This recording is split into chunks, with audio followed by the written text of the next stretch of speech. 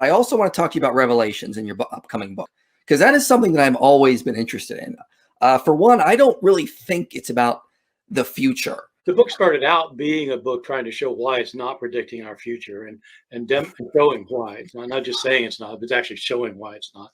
When you read the Greek, whoever wrote the book of Revelation did not write the Gospel of John. I mean, there was a 3rd century church father who demonstrated it. Not the same guy. And the proofs that he came up with are ones that people still hold to today. The author of the book of Revelation did not write Greek very well. There are grammatical mistakes. I mean, just flat out mistakes. So it's not very good in terms of the Greek. Today, there's been a tradition of reading Revelation as a prediction of our future only since the end of the 19th century. For most, there were occasionally people who thought it was predicting the future, but they were very occasional. Toward the middle and end of the 19th century, this became a dominant reading of Revelation, and it coincided with the rise of Christian fundamentalism. The idea that the Bible is inerrant, there are no mistakes of any kind whatsoever, went closely hand in hand with the idea that Revelation is predicting our future.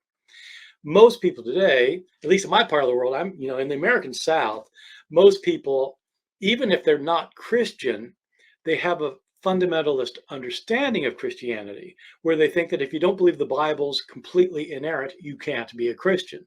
I mean, fundamentalists think this, but so do the people who are not, because they think that fundamentalists have convinced them that's what it means to be a Christian. That is not what Christianity ever said until the end of the 19th century. And so it's a very bizarre view looked at historically, but it goes hand in hand with that. So I think what happens then is once you're convinced it's talking about the future, just anything that happens, oh my God, that was predicted in Scripture. Yes. World War II, Vietnam, and now, the invasion of Ukraine. I mean, just anything you say, yep, wars and rumors of wars, there it is. It's predicted right here. The beast represents both a kingdom and an individual, just as in Daniel chapter 7, that's the same thing. So the beast is both a kingdom and an individual, and it's quite clear who the kingdom is. It's the enemy of the Christians in John's day, that has shed the blood of the Christians, and that is wealthy, and that is exploiting economically the rest of it's Rome. It's the Roman Empire. 666, the angel tells John that that's the number of a man. And so the first emperor to persecute Christians was Nero, who certainly shed Christian blood. And the number of a man means you take the letters of his name and you add them up. In ancient alphabets, in ancient languages like Greek and Hebrew, you didn't have a separate alphabet and a separate numerical system the way we do. We use a Latin or a Roman alphabet, but we use Arabic numerals. They use their own alphabet for their numerals.